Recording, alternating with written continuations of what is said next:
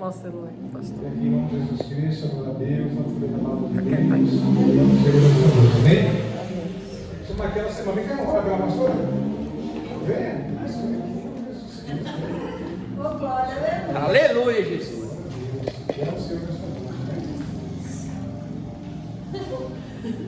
Saúde a igreja mais uma vez. Amém. Vamos orar pela pastora, que ela venha trazer a palavra dos nossos corações.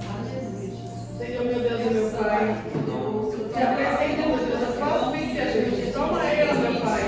Toma ela com esse canal da bênção, meu Deus. Entra de providência, que ela venha trazer aqui no nosso coração, essa noite. Enche, meu Pai, a mente dessa tua, tudo aquilo que te abriu para trazer para nós, Deus.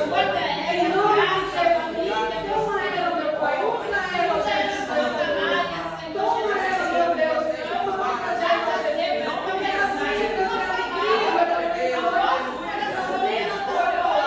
no nome santo de Jesus, no nome do Pai, do Filho e do Espírito Santo. Amém.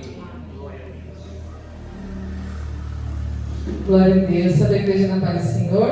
Amém. Amém. Abra sua Bíblia em Romanos, amados. Glória a Deus. Livro de Romanos, capítulo 15. Glória a Deus.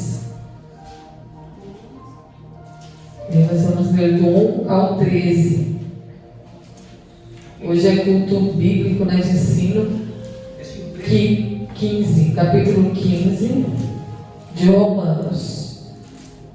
Aleluia.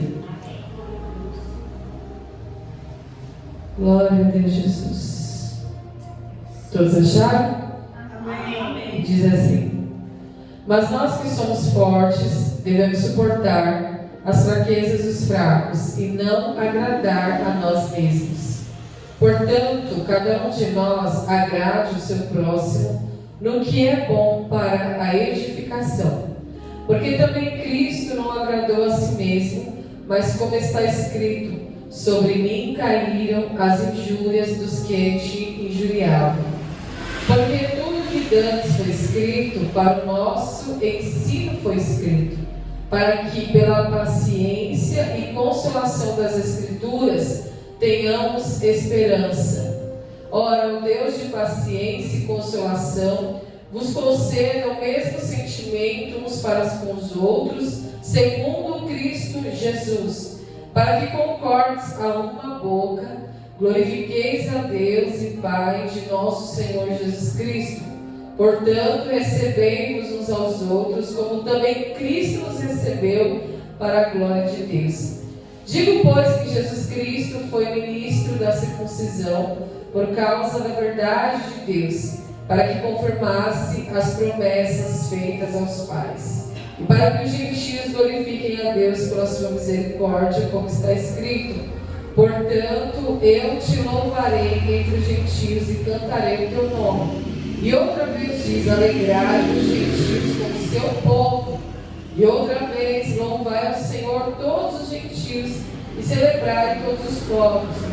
E outra vez diz Isaías: uma raiz em Jessé haverá, e naquele que se levantar para reger os gentios esperarão. Ora, o Deus de esperança vos encha de todo gozo e paz em crença, para que abundeis em esperança pela virtude do Espírito Santo. Amém? Glória a Deus. Irmãos, o apóstolo Paulo, ele está pregando aos gentios, né? Ele é o apóstolo dos gentios. E gentios é aquele que não é judeu. Somos nós. Nós somos aquele povo que Jesus falou: olha, para os discípulos, vocês vão ficar em Jerusalém até que do alto vocês sejam revestidos de poder. E aí vocês vão pregar na Judéia, em Jerusalém, em toda a Judéia, em Samaria e até os confins da terra. Não é assim? E nós somos esse povo, igreja, dos confins da terra.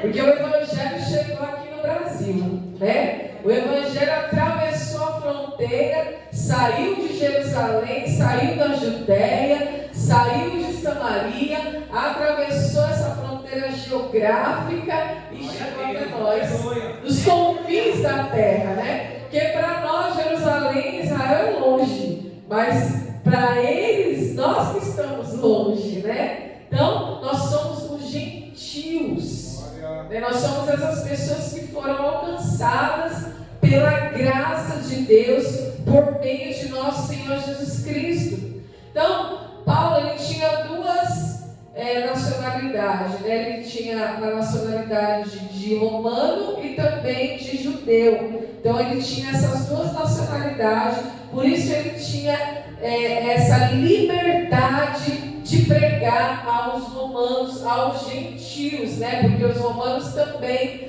eram gentios. E aqui nessa passagem que nós lemos, hoje é culto de ensino, nós vemos que Paulo está nos ensinando o exemplo de Cristo. E qual que é esse exemplo de Cristo, irmãos? A abnegação, o negar-se a si mesmo. Ele está falando assim: nós que somos fortes, fortes como? Na fé, né, igreja?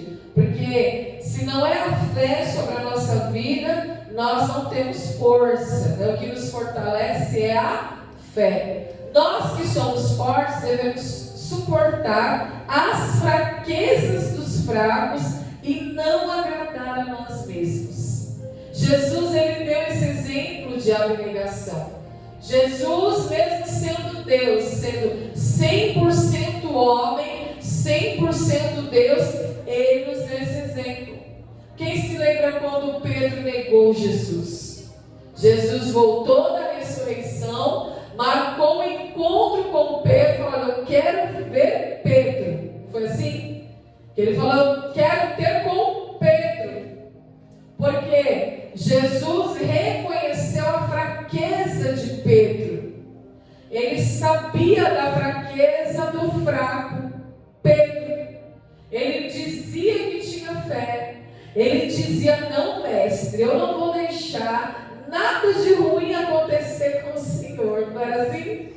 Oh, Jesus, coitado de Pedro, né? Ele tinha uma fé em si mesmo, mas ele ainda não havia desenvolvido a fé no Senhor Jesus. Aleluia. E aqui o que nós vemos? Quando Paulo está dizendo: Jesus não agradou a si mesmo, mas ele fez para como agradar ao próximo, naquilo que é bom para a edificação. O que Jesus fez? Marcou um encontro com Pedro na praia, assando lá um peixe, né? Fazendo um assado para se alimentar. E ele conversa com Pedro: Pedro, tu me amas? Não é assim? Olha, mestre, eu te amo. Sim, claro que eu te amo. Perguntou 3 vezes.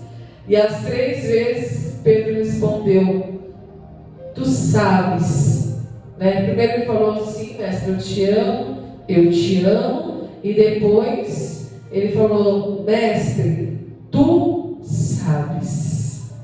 Agora a fé dele mudou, porque ele tinha uma fé em si mesmo. Mas agora ele compreende que Jesus é o sabedor de todas as coisas. Então ele fala: olha, mestre, tu sabes. O que Jesus fala? Olha, então vai, Pedro, e apacenta as minhas ovelhas. Vai, Pedro, e apacenta o meu rebanho. E sobre ti, Pedro, o nome Pedro significa rocha, pedra. E sobre ti edificarei. Sobre esta pedra, aliás, sobre ti não, sobre esta pedra edificarei a minha igreja. Porque agora você está firmado na rocha. Agora você está firmado em Jesus Cristo. Agora você está firmado naquele que é imutável e inabalável. Glória a Deus. Sobre esta rocha edificarei a minha igreja. Portanto, verso 2: cada um de nós agrade o seu próximo no que é bom para a edificação. Pedro é restaurado no amor de Jesus Cristo. Aleluia. E como que que eu agrado o meu próximo? Quando eu amo o meu próximo. Eu trato de agradá-lo para a edificação da igreja. Cristo não agradou a si mesmo. E está escrito: sobre mim caíram as injúrias. Então Cristo não agradou a si, ele abnegou, né? Ele negou a si mesmo. E assim tem que ser nós, igreja. Por quê? Porque a Bíblia tem promessa para a nossa vida. Glória a Deus. E nós só conseguimos tomar posse, viver as promessas de Deus, quando a gente se enquadra na palavra de Deus. Se você se enquadra na palavra, se você faz aquilo que é certo, se você se adequa a essa palavra, não é a palavra que se adequa a nós, mas nós que nos enquadramos à palavra de Deus. Glória a Deus. As promessas, elas são reais. A Bíblia diz em Hebreus que a palavra de Deus é viva e eficaz. Ou seja, a palavra de Deus não é morta. Contudo, a tua promessa também é viva. Porque o que contém na Bíblia? Promessa. O que contém na Bíblia, igreja? Promessa. O que contém na Bíblia? Promessa. E que promessa? Vida abundante, vida plena, paz que excede o entendimento, salvação, vida eterna, vida transformada, uma nova criatura, alguém que verdadeiramente não pertence a este mundo, mas está aqui de passagem. Por mais que eu saiba que eu estou aqui de passagem, eu creio nas promessas de Deus. E a Bíblia nos ensina, ele está escrito aqui, ele escreveu no verso 4, porque tudo que dantes, ou antes foi escrito, para o nosso ensino foi escrito. Tudo que está escrito na Bíblia Sagrada, na Palavra de Deus, no Antigo Testamento, foi escrito para o nosso ensino. Para que a gente venha a ser ensinado, para que a gente venha a ser instruído na palavra. Quem é instruído na palavra vive a promessa de Deus. Quem está sendo instruído na palavra de Deus, igreja, consegue ter essa vida plena e abundante. Essa pessoa que fala com você nesta noite, estou aprendendo ainda. Ainda não estou vivendo a vida plena e abundante. Mas nós aprendemos cada dia um pouquinho. Cada dia um pouquinho até chegarmos lá.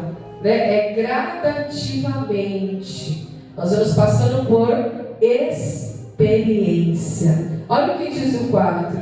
Foi escrito para o nosso ensino, para que, pela paciência e consolação das Escrituras, tenhamos esperança. E que esperança que nós temos? Qual é a nossa esperança? As promessas de Deus. Nossa esperança é Cristo. E nele nós temos o sim e o amém. Nele nós já temos a confirmação do cumprimento da promessa. Porque ele não foi prometido lá no Antigo Testamento. Olha, ele vai falar aqui, Paulo vai falar aqui no 12. Outra vez diz Isaías: uma raiz em Jessé haverá, e naquele que se levantar para reger os gentios esperarão. Então ele foi prometido lá atrás, não foi? Jesus, o Messias, o Salvador, o Remidor, a raiz de Davi.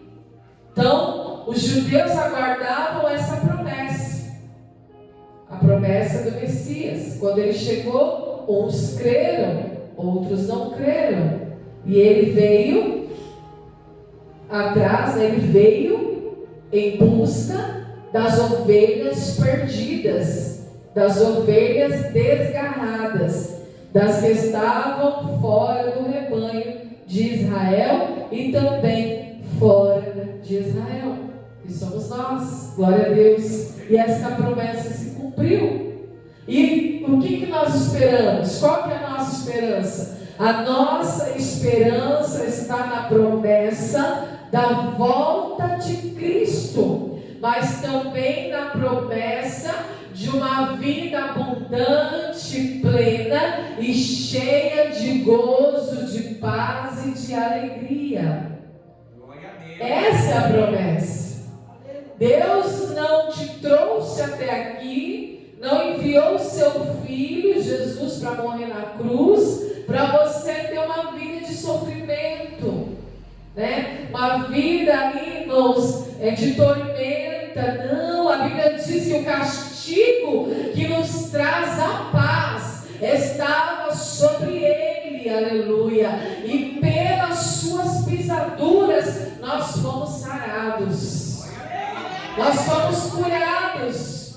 Então o castigo que nos traz a paz, ele foi castigado para nos dar paz, glória a Deus. Então nós vemos que a Bíblia, ela produz esperança em suas ricas promessas. Por isso que ele está falando de esperança. Então nós aprendemos com a palavra, e pela palavra de Deus nós produzimos paciência, consolação nas Escrituras e temos esperança. Esperança na palavra. Então essa esperança que a palavra de Deus produz em nós nos faz lembrar da sua promessa. O que a Bíblia diz? Que Abraão creu contra a esperança. Deus tinha uma promessa na vida de Abraão. Quantos anos demorou? Mais de 25 anos se passaram. Mas ele creu. Aleluia.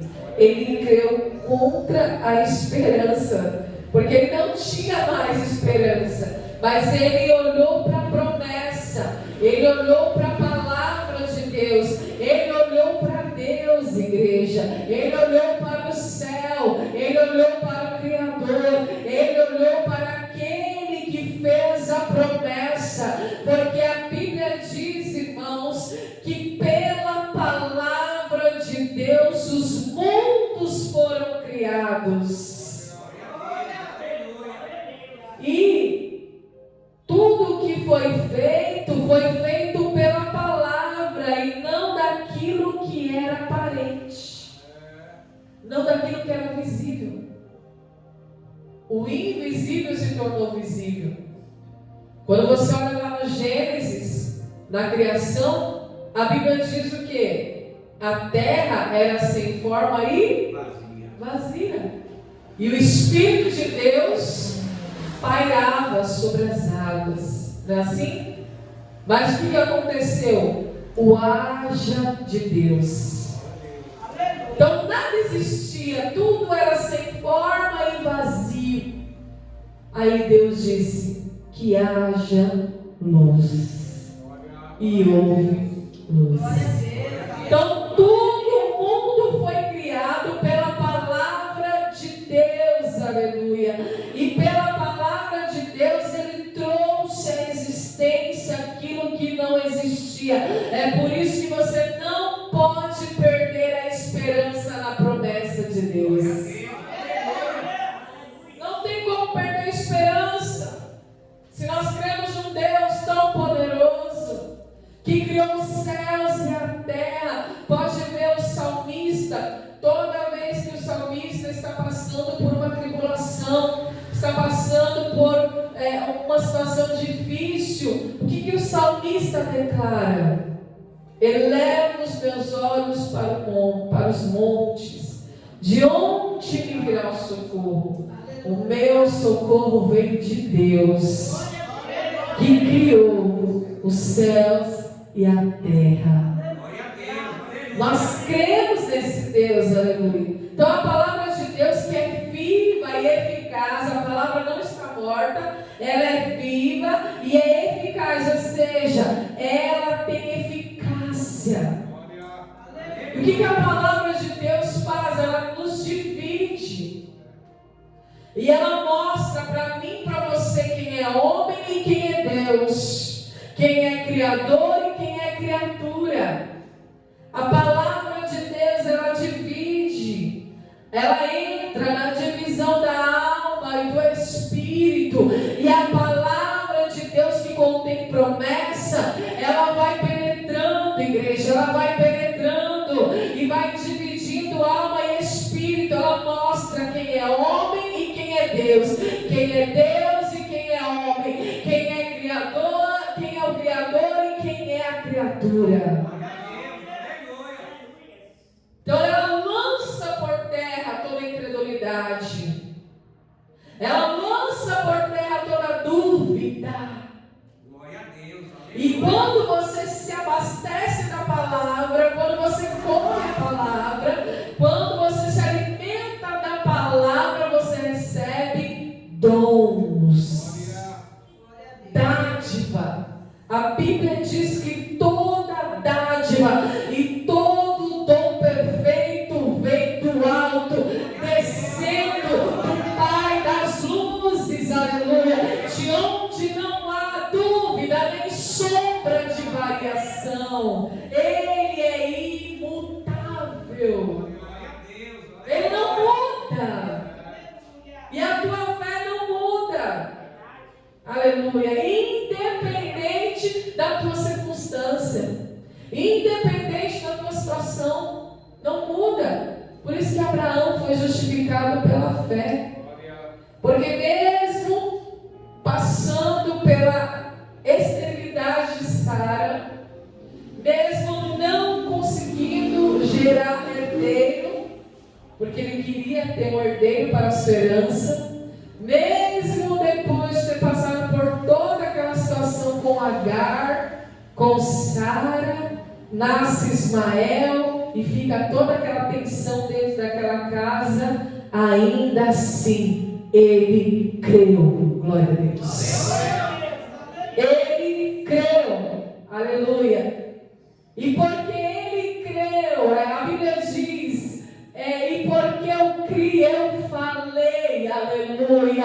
Então, porque eu criei, eu vou lá e verbalizo, eu falo da palavra, eu falo desse Deus maravilhoso.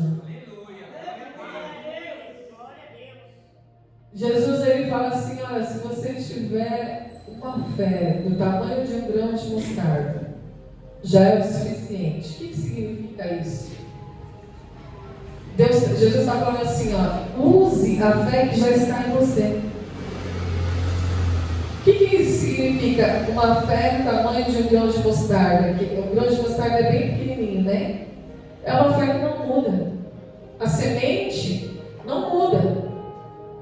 Você pega o grão de mostarda, todos são pequenininhos, eles não mudam.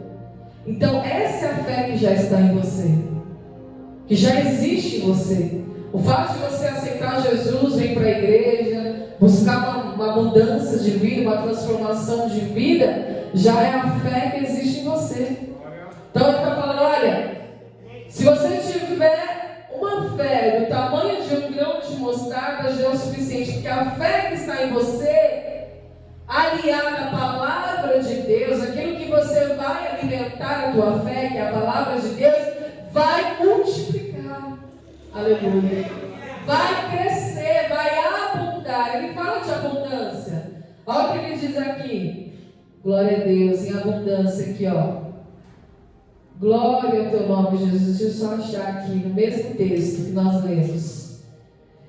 No 13. Ora, o Deus de esperança vos encha de todo gozo e paz em crença. O que é crença? É aquilo que você acredita. Para que abundeis em esperança pela virtude do Espírito Santo.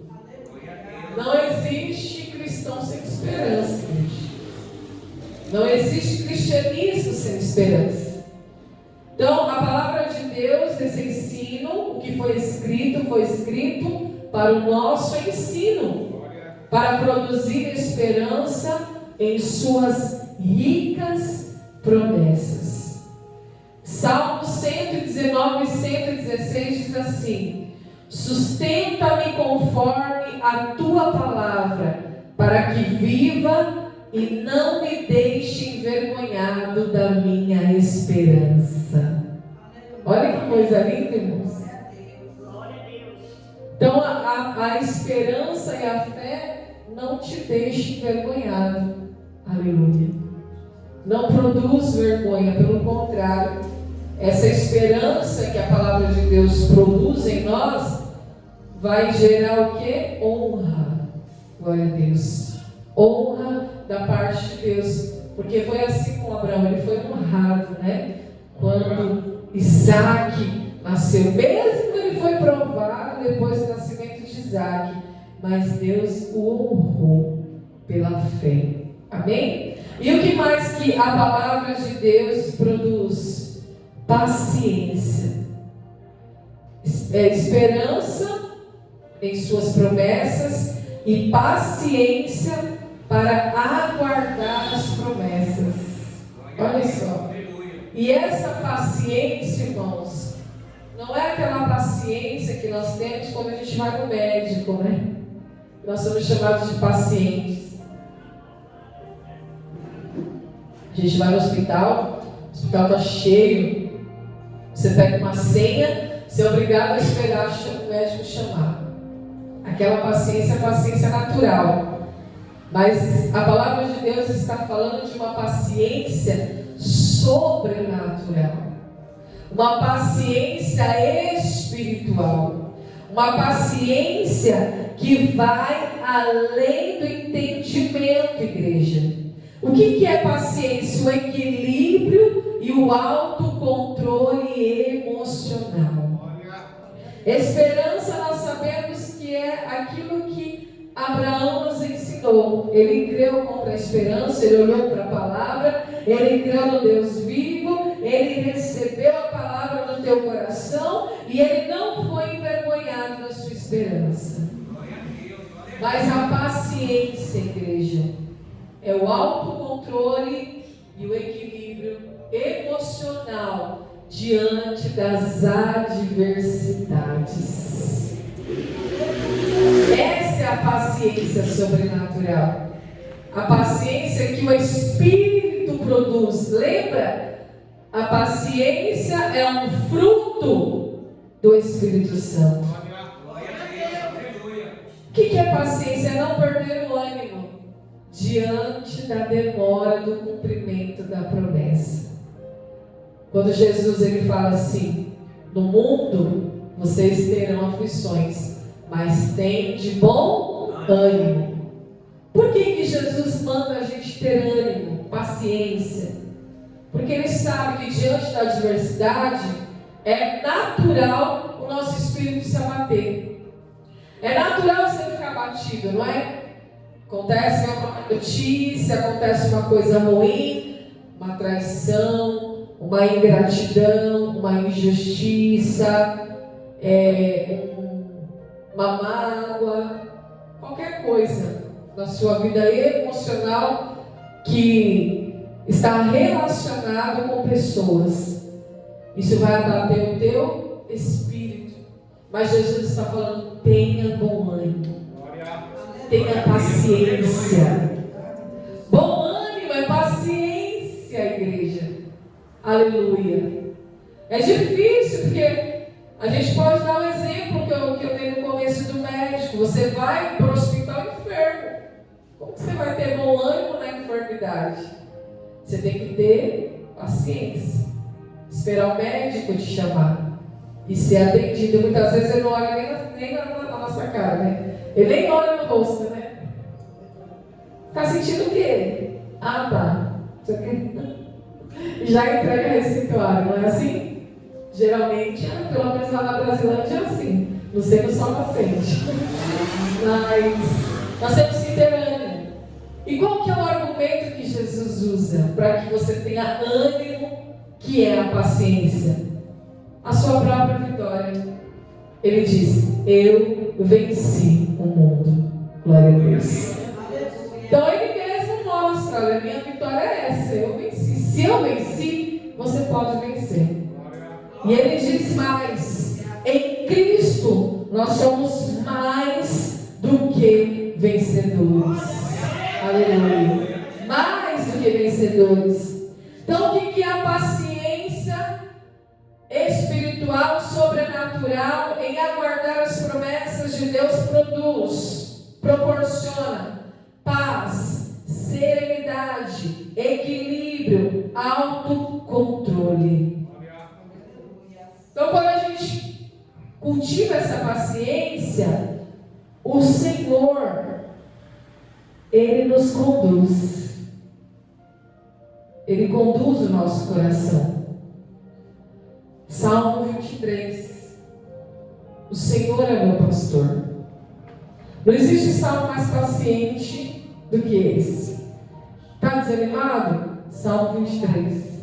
É, não é, amada? Está abatido? Salmo 23. Pode ver lá. Está aflito? Salmo 23. O Senhor é o meu pastor. Olha só. Nada me faltará. Deitar-me faz em verdes pastos. Guia-me mansamente a águas tranquilas. Refrigera a minha alma. Guia-me pelas veredas da justiça, por amor do teu nome. Olha aí, olha o ânimo. Olha a palavra produzindo ânimo, paciência, equilíbrio, serenidade, paz, tranquilidade. A palavra de Deus é remédio, igreja. Remédio. Não existe remédio mais eficaz do que a palavra de Deus. Ela tem poder. Ela traz a existência que não existe. Ela produz paz no teu coração. Salmo 23 vai produzir paciência na tua alma. Glória a Deus. E esse Deus de paciência e de consolação, Ele concede esse sentimento em nós para dividir uns para com os outros. Porque nós temos um dom, igreja, através da nossa língua, da nossa conduta, das nossas palavras, nós temos o dom de apaziguar, apacitar uma situação, ou de colocar fogo, né? Ou de colocar mais lenha na fogueira, como diz, né? Mas se você está em paz, se você está com a sua alma tranquila, equilibrada, se você tem autocontrole, domínio próprio, você consegue produzir paz para você, paciência para você e também para o próximo. Porque esse é o tema do ensino. Cristo nos dá exemplo de abnegação. Qual é o exemplo de Cristo? Não agradar a si mesmo, mas agradar ao próximo no que é bom para a edificação. Então, quando eu tenho esperança, paciência, eu produzo tanto na minha vida, quanto na vida daquele que convive comigo. Então, eu tenho o dom de edificar, por meio, por intermédio do Espírito Santo que habita em mim, aleluia, e habita em você. E qual que é a terceira coisa aqui, né, que a Bíblia produz? Produz esperança, paciência, e ela também produz consolação no cumprimento das suas promessas. Ele é o Deus de toda consolação. Então Ele vai cumprir a promessa sobre a nossa vida, e Ele nos traz essa consolação. O que é a consolação? É o próprio alívio que recebemos. Glória a Deus, aleluia. A gente espera tanto uma promessa, tanto tempo com esperança, com paciência, né? E nesse processo, porque todo propósito tem um processo, né? Só alcança o propósito quem suporta o processo. Esse processo nos amadurece, nos faz crescer, nos faz amadurecer em Cristo. E quando a promessa se cumpre, o que acontece? O alívio, né? Recebemos o alívio quando a promessa se cumpre. Aquela aflição da espera, ela vai embora, dando lugar à consolação. Nós recebemos o consolo do Espírito Santo, igreja, porque Ele é o Consolador. Então você recebe o alívio, e muitas vezes você até recebe ali a promessa, aquilo te alegra, aquilo te traz alívio, te traz consolo, te traz alegria, porque se cumpriu a palavra de Deus na tua vida. Porém, o que você mais tira de lição foi o processo. Nem tanto a promessa, mas o processo que você passou para chegar até o cumprimento da promessa. É por isso que Tiago ele fala, né? Que nós temos que estar alegres. Quando estejam alegres, regozijai-vos, né? Alegrai-vos quando estiverem passando por diversas provações. Porque a prova da tua fé vai produzir essa paciência, essa esperança, essa perseverança, né? E essa experiência. Então vai produzir experiência, paciência, perseverança e esperança. A nossa fé é provada, mas nós somos aprovados por Deus quando ela se cumpre. Glória a Deus. Isaías 57, 18, o Senhor faz uma promessa dizendo, olha só o que Deus diz lá no tempo de Isaías: eu vejo os seus caminhos e os sararei, também os guiarei e lhes tornarei a dar consolações aos seus pranteadores. O que Deus está dizendo aqui? O mesmo que o salmista disse: o choro pode durar uma noite, mas a alegria vem pela manhã. Qual que é a consolação?